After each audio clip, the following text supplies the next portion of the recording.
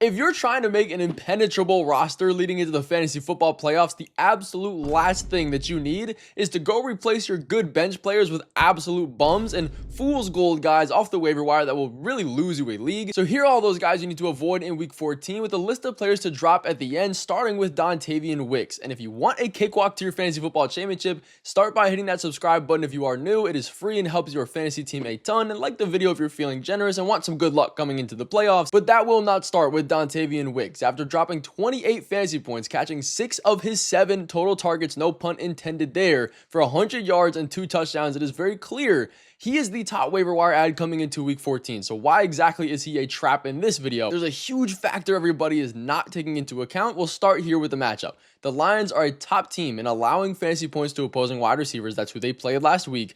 Puts him in that category of, okay, he should probably do a little bit better on his own.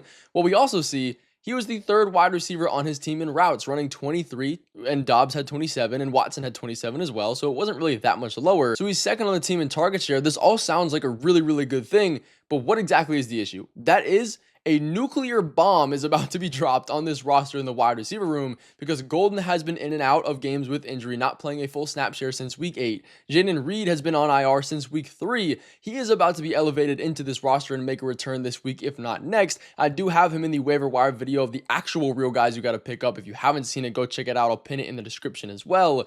But we know this Packers team does not have a true wide receiver one. Realistically, we won't see one this year. It's just not how they run their offense, but it definitely does not help Dontavian Wicks, who consistently plays behind all of these guys in snap share every single week when they're all healthy. When everybody is healthy, we see Jaden Reed plays in the slot, Christian Watson plays the X wide receiver role, Romeo Dobbs plays the Z wide receiver role. Everybody else outside of those three, you can only have 3 receivers on a field at a time in most packages and sets in the NFL. Everybody else comes after that. So they're all going to be fighting for snaps, and it's not really a place where we want to be going through and starting Dontavian Wicks, and they don't pass enough for him to be viable. They're outside the top 15 in passing attempts this year. Even if all these other guys were going to miss the rest of the season, the upside really isn't there. They have another positive matchup this week versus the Bears, so it's looking like another situation where everybody can go through another green light for Dontavian Wicks. Do not add him. We can't take the second best career game he's ever had out of perception of what it really is. We can also go through and avoid Darius Slayton. Even after his 14.1 fantasy point game against a pretty good Patriots defense, there are 3 main reasons why we need to be completely avoiding him off the waivers. The first one being the fantasy point inflation that we talk about on this channel so much. He only caught 2 passes of his total 3 targets. First of all, that target share is absolutely terrible in Jackson Dart's attempts. Secondly, the bigger issue is that it's not uncommon for him to see that level of target share. He only had 1 game so far this year over 5 catches or more, which tells you really everything you need to know about this situation. But we'll dive even deeper because a lot of people are seeing this Jackson Dart offense and maybe getting a little bit of hope because we know he is and has been getting the second most snaps on the team and second most routes run right next to Wan'Dale Robinson. His route participation is great.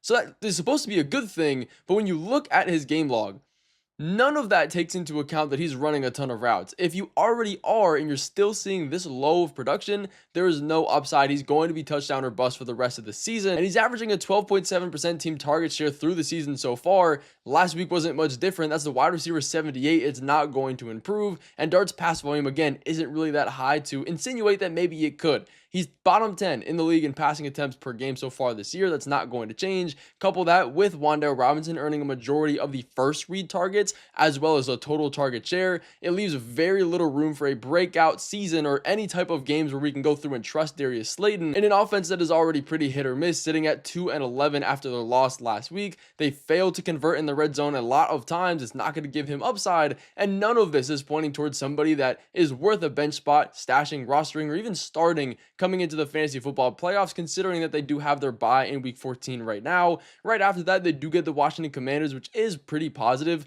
Even then, I would really be worried about starting him there. It's not worth a stash for me. We can also say the same thing for involvement about Cole Kmet, who is one of those guys that people are picking up thinking he has some value. And he does have some better games than some previous tight ends we've talked about in videos. I mean, 12.6 fantasy points last week on the Eagles, who notably are very, very hard against tight ends. They are bottom 5 in fantasy points allowed. But this is a classic example of fantasy point fever and how we can get caught up in that and what the actual value of these players are. Last week, he had 3 targets, caught all 3 of them for 36 yards and a touchdown, giving him that 12.6 fantasy total. But the target number on Caleb Williams' 36 passing attempts is an 8% target share. That is literally horrible, like absolutely terrible. Now we know tight ends target shares are automatically going to be a bit lower, but we already have Roman Dunze, we have DJ Moore, we have Luther Burden, all up here competing for targets. It's not going to be positive, especially when we mention he's competing for snaps at his own position with Colston Loveland, who's been getting more and more usage as the weeks go on. We dive into the numbers for that specifically. He played more total snaps than Colston Loveland did at 58 to his 51. Again, not that much of a difference, but there is something notable there. But he was blocking on a majority of those snaps. When you block, you don't get fantasy points. He ran 19 routes, which is about normal for him, compared to Colston Loveland at 26. Not to mention, they have some very tough matchups coming to finish the rest of the season with the Packers, the Browns, the Packers again, and then the 49ers. So I would be really, really worried for him rest of season. And even Colston Loveland as well, I would include to really not start. And Tyler Shuck, who gets a very positive matchup coming in this week against the Buccaneers, one of the highest added players right now as a streamer quarterback option after dropping 18.3 fantasy points on the Dolphins last week. Now, he's been putting together some pretty decent performances, and his pass volume since week 11 has been good and inviting, which is why a lot of people are adding him as well, making people ignore all of the red flags that we have here. I mean, the range of outcomes for him is way too large, even in a positive matchup. You can say the same thing about Shedeur Sanders, whose roster percentage has been skyrocketing up over the past few weeks. It's gotta be mostly hype, but also because of the matchup against the Tennessee Titans coming into this week continues to be positive. But he doesn't have the weapons. Like him and Jerry Jeudy, his top weapon, are arguing on the sidelines. Even if the matchup is positive, it's way better for running backs and efficiency on the ground. So Judkins is going to be the only guy you want in this offense. You should also be avoiding Colby Parkinson, another tight end jumping up the rankings here, who had some good games with the Rams with their offense playing really, really good. People think he's a top ad, 11 fantasy points per game since week 10.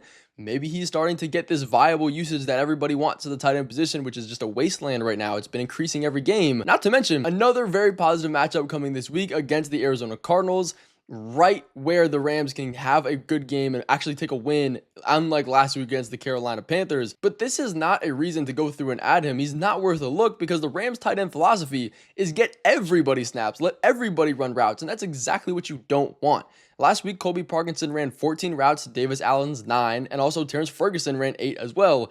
And honestly, from the eye test, Terrence Ferguson has been looking the best. I don't trust Colby Parkinson at all. I also do not trust Aaron Rodgers, our number 1 guy on the drop list this week. Even with the wrist injuries, he can be dropped. He's only had 2 games over 17.5 fantasy points this year. He's got some great pass first matchups coming versus the Ravens, the Dolphins, the Lions, the Browns. I don't love him though. It's not a place where we can trust him, especially if we're trying to get to the fantasy playoffs. And Sean Tucker, you can also add on this list with Rashad White. With Bucky Irving coming back, these guys hold no value. They've been in a committee system over the past really entire season without Bucky Irving. If he does miss time again, it's really going to be a committee, and there's not one we can trust. If it's going to be one, it's going to be Sean Tucker. But it's also time to give up on David Njoku, who has not had more than 3 receptions since week 8. Fannin has separated himself as the tight end 1, clear top option. The offense is running through, I guess, him and Quinshon Judkins. Not a quarterback that is efficient on this offense that's going to give him upside. You can also drop Tony Pollard, who's been in this list really since Tajay Spears and him coming back healthy. He was a top trade target. Last week, he had 10 carries, 60 yards, and 1 reception. Probably the best yard number he's going to see because we don't have very many positive matchups coming, and they're projected to lose every single game. We can also drop Evan Ingram, who did have a good game versus the Commanders last week, but it is the Commanders defense. They are one of the worst in the NFL. Now, that game was close, but he does get a very negative matchup against the Las Vegas Raiders, who are bottom 5 in fantasy points allowed to the position. But that's going to finish out this video. Thank you guys so much for watching. I will see you in the next video coming soon. All glory to the man above.